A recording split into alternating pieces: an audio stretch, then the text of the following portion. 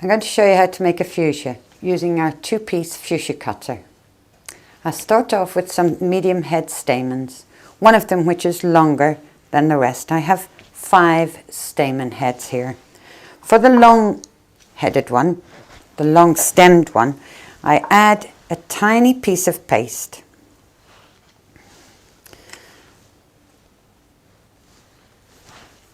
If you just put a little glue onto this, flatten the piece of paste down, put a tiny piece of glue on, take your stamen, press it in, lift it and twist.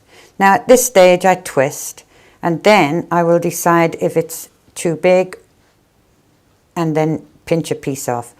Now I would let this dry because it's easier to work with if you let it dry. I take the whole lot, put together like so, take some tape and I tape around, not quite to the bottom but quite far down, just past the middle. I take a 26 gauge wire and I'm going to have it hooked.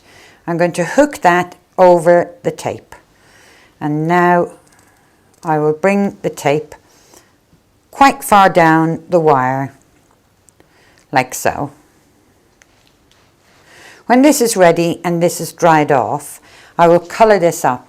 And I colour it up according to whatever colour fuchsia I'm going to make.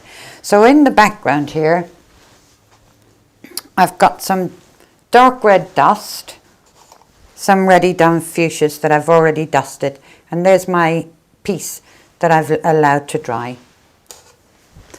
Pop on the side. Now with the ivory colour,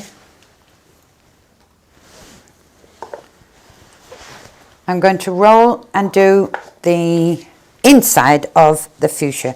Now you can do a double fuchsia, and which you would do 2 of these. You could do 3 of them if you want, but 2 is usually plenty enough. You want to do this fairly fine, so get this paste as fine as you can get it, and if you roll, the smaller the piece of paste you roll, the finer you can roll it.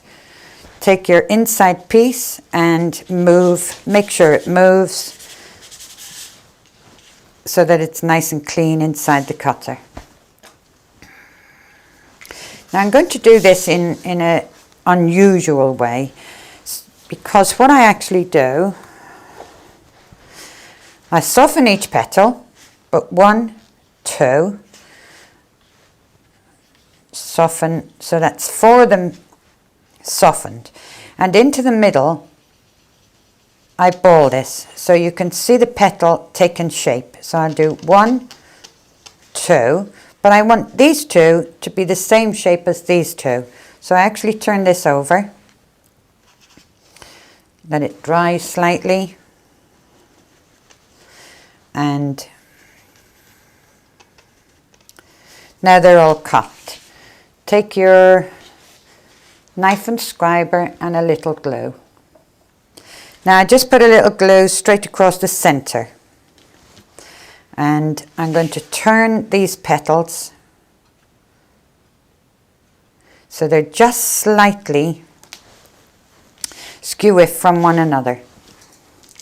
Again, I'm going to put a little glue just along the bottom, put my wire into it, press the wire down, and you can pick the whole lot up, and that's, you then wrap these around the wire, and when they're dry you'll have your centers done. This is the back part of the fuchsia. Now when I do this, I like the paste to be a little piece on the dry side. If it's a little bit tacky, a little bit soft, don't be scared to let it stay out in the open for a little while. I'm going to do this so that I have a Mexican hat, but I want the back of the Mexican hat to be fairly pointed. And now I'm going to press. Now I need this piece in here to be thin enough so that this is going to cut it. So as you work with your fingers, make sure that you make that nice and fine inside.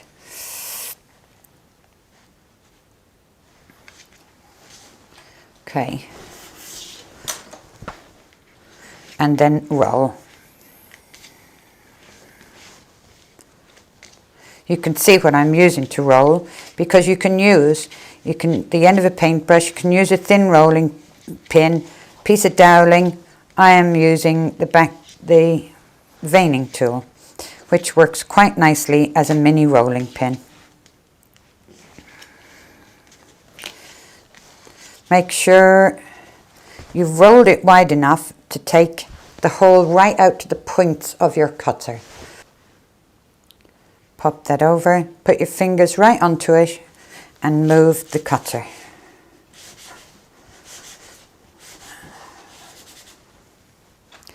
Pop out with the help of one of your tools and tidy up the back. Okay. I'm going to use the bone tool, and I'm going from the center to the point on each side and softening each side of the petal. You don't want to put it too out of shape, but don't worry if the petal moves. You'll notice I don't hold the paste. I allow the paste to move on the pad. It allows it to look more natural when you leave it like that. At this stage, I take this tool and I'm going to use this part. So I turn it over and work downward and work from the tip and pull inward.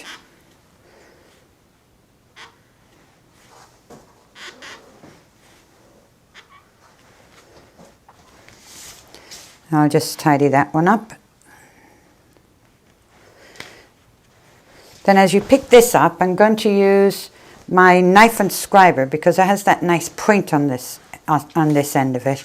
And you can put a little tiny touch of white fat on this if you need to. And into the bottom, into the middle. Now each petal, push against the scriber and cup. And you can see what's happening. I'm cupping it up with my fingers and thumb till you have a nice hole inside and your petals have cupped up. I'm going to put a little glue in here and then insert the dried off center. Now I'm going to tidy up this back. So hold this piece and I'm going to tidy all this up. If you have too much paste, take it off at this stage. Much easier than trying to do it when it's gone dry. Hold again and turn. Remember, they have fairly long back on them. And again, hang to dry. What you actually want is just a little ball like this. And then if you cut the ball, then you have a flat side and a rounded side. Put your scriber tool into the flat side, but try not to distort that rounded end to it. And a little glue onto here, and that's your little weeny calyx.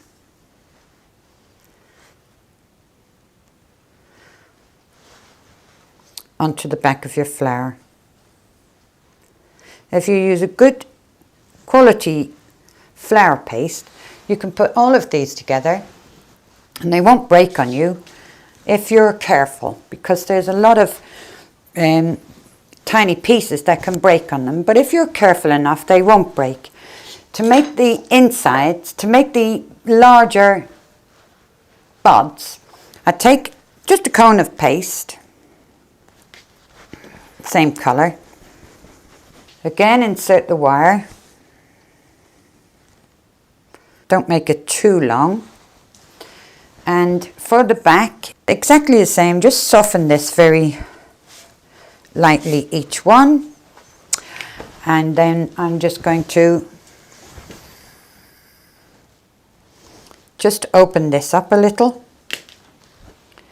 Now just to begin with, I'm just putting the glue on the bottom of the petals there. Bring it onto the cone, turn it upside down and work with it until you twist the petals really so that they stay together. If you need a little glue, use it. If you don't need it, then don't use it. You can see this is staying together without me using it. And I've just twisted it so that your bud just looks like it's about to open. And hang to dry. And for the second little bud, I just hold the bottom like so. Then take this knife and scriber and just go around the top, turn it around and around the top. So you have a little square on the top. Hang that on there. For the leaves, I've actually used the rose leaf cutter. Put my paste on. I've got a nice pale green paste. Turn over and cut. Now you'll see I do cut the same size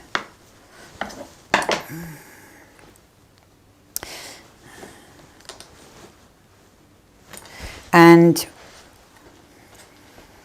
put them on a 28 gauge wire.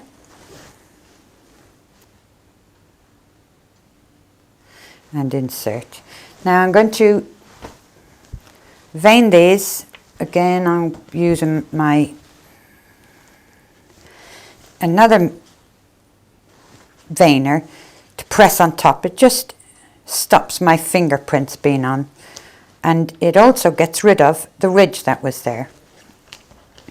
Now for this one, because I want it to elongate a little, I'm going to work again from the wire to the tip of it. So I'm pulling down and elongating.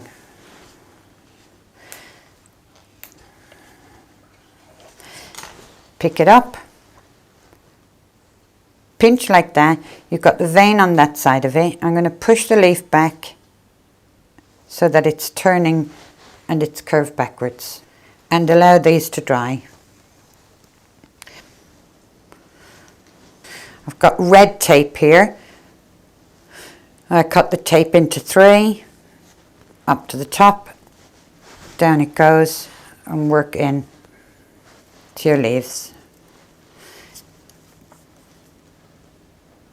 And then of course your bigger buds can be worked in further down and become droopy. Don't tape them in too tight, because otherwise they look strangled and they won't have that droopy look to them. Go about halfway down your wire before you bring it in. Tape on. Bring a leaf or two in. And then allow the flower to come in. And again, allow it about halfway down and allow it to be droopy and like so. This is a finished spray, and then I put several together to create the infusion of fuchsias coming from my cake.